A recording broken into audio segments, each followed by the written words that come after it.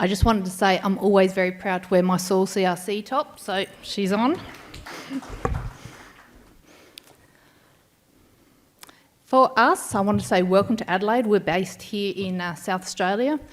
It's third time lucky for us to present this. We were meant to introduce you to the project concept, but today you get to see our journey because we're just finishing up our project now. Our project team is led by Professor Richard Bell. We also had Simon Yeep, who was our postdoc, who has now gone on to be employed by DPIRD in Western Australia. David Henry and Richard Harbour as part of Murdoch as well.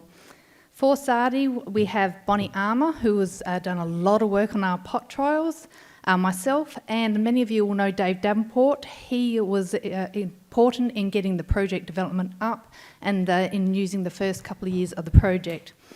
We've had Nathan Robinson and Rick Pope from Federation University, Nathan Craig, who's here today from West Midlands Group, and we have our AORA support from Andy Gulliver from Carbon Wires and Pete Wadowitz, who's here today too, from Peat Soils. So why sandy soils? They often have poor growth, poor and patchy growth, and this is often from low nutrients, low water holding capacity, they're prone to water repellents, prone to wind erosion, compaction and acidification.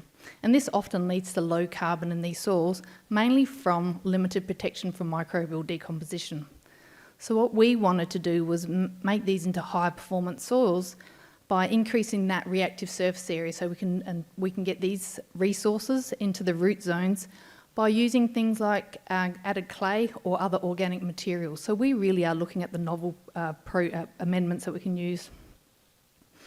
So our first milestone that we have was run by Nathan and Rick, who managed to pull all of the data together from the States and created a map of sandy soils in Australia. And it's amazing to know now that we have very accurate results of 16.04 million hectares of sandy soils in Australia. No surprise, Western Australia has the most sandy soils, just over 10 million hectares and 51% of their state. South Australia and Tasmania has just around 20% themselves of sandy soils in their agricultural lands, so there's quite large areas of our agricultural lands. This information that Nathan has put together is available on the VAS portal. Additionally, they also created this fantastic framework for a decision-making process for amelioration techniques within sandy soils. If you get a chance to have a good look at it, and they've created these suitability maps for techniques that are used.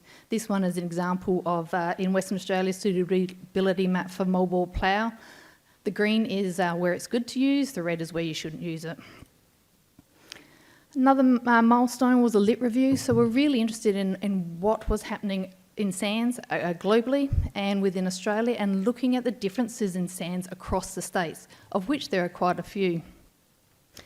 We then wanted to focus on the carbon and the productivity influencing factors, so trying to pull that information together. And we wanted to know what novel products are people using, what research is being applied around the areas and internationally.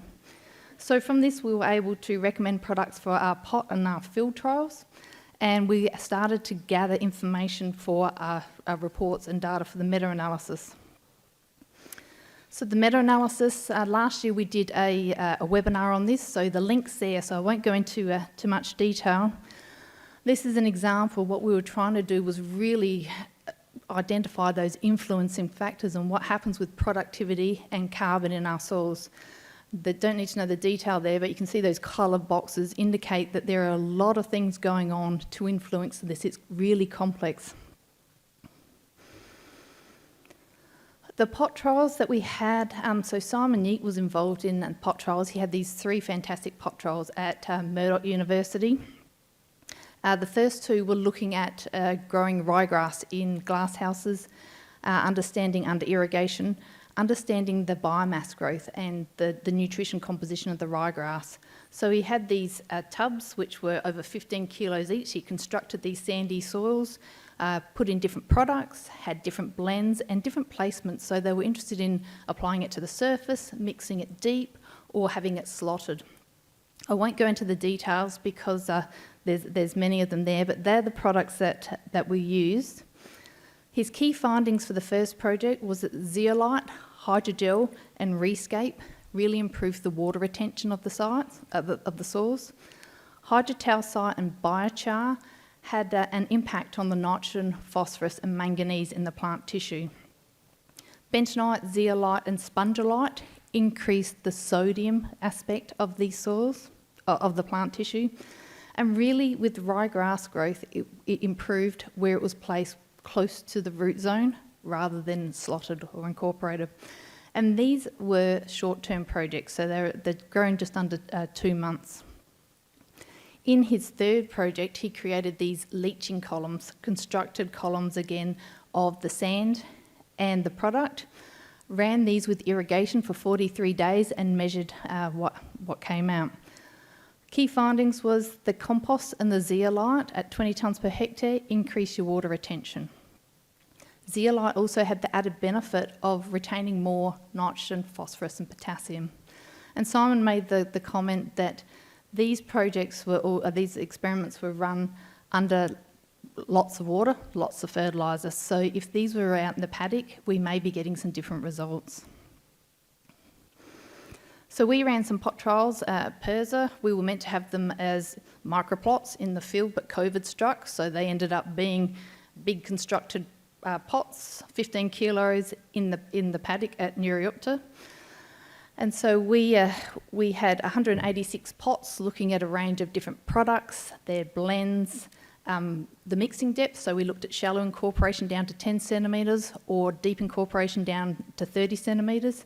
And we also looked at fertiliser, so we had nil fertiliser, basal, which is basically the farmer practice, and match fertiliser, so the highest composition of any of the products that we used.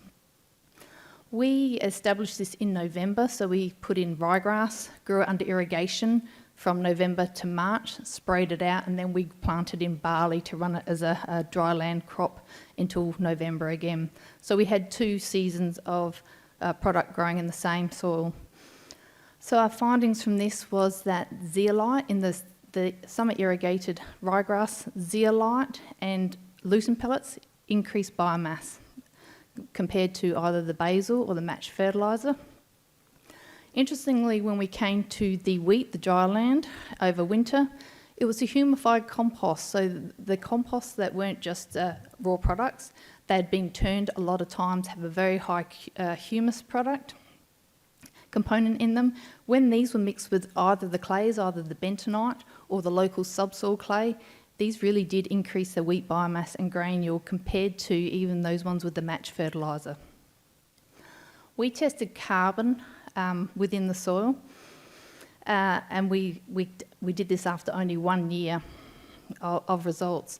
And so we found that carbon in the top 10 centimetres was influenced by lucerne pellets and rescape, so it was higher than the basal fertiliser. In the subsoil, we found that it was the zeolite and the biochar that made the difference. Now, we're not quite sure if this was just a result of what the product was, so that we're picking up more carbon in there, or if we have more roots or more exudates in there, but it gave an indication. However, we know that after 1 year for carbon, it really isn't a huge impact. It's not long enough. So bentonite and local subsoil clay were the only things that we could measure that increase cation exchange capacity. Bentonite and zeolite, like Simon's, increase the sodium component, and that's just what it's made of. Many of our responses were similar to what could have been achieved by applying matched synthetic fertilisers, but we did have a few that were standouts. So this now comes into the field trial that was established last year by Murdoch and by Nathan, where they are looking at 6 soil amendments with 4 incorporation treatments and 2 fertilisers. Just be aware that last year the standard rate of fertiliser was only applied, so for the next couple of years. Nathan's taking on this group, or the West Midlands group's taking on this to monitor from 2022 to 2024. So after the first year of results, and we know how risky it is to look at short-term results, but we are seeing that compost had the greatest potential, and again, this was one of those humified composts, had the high potential to increase wheat growth, yield and grain protein. Ironman gypsum and local subsoil clay in the first year decreased crop yield, and the other sites didn't have any change. Moldboard ploughing and rotary spading So this is deep incorporation. It really increased wheat growth, yield and grain proteins. And again, there's that need to monitor changes over time, and definitely productivity. Whenever we're talking about changing soil properties, we need to have that longer term, 3, 5 and even up to 10 years to measure change.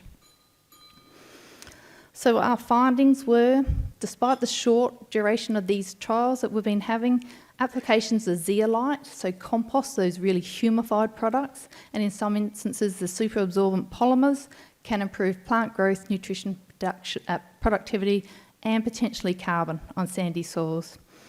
Incorporation of soil amendments can also improve benefits, and this will depend on what your soil constraint is. And of course, further study is always required, and we need a lot of growing seasons to be able to pull this together. And that is it.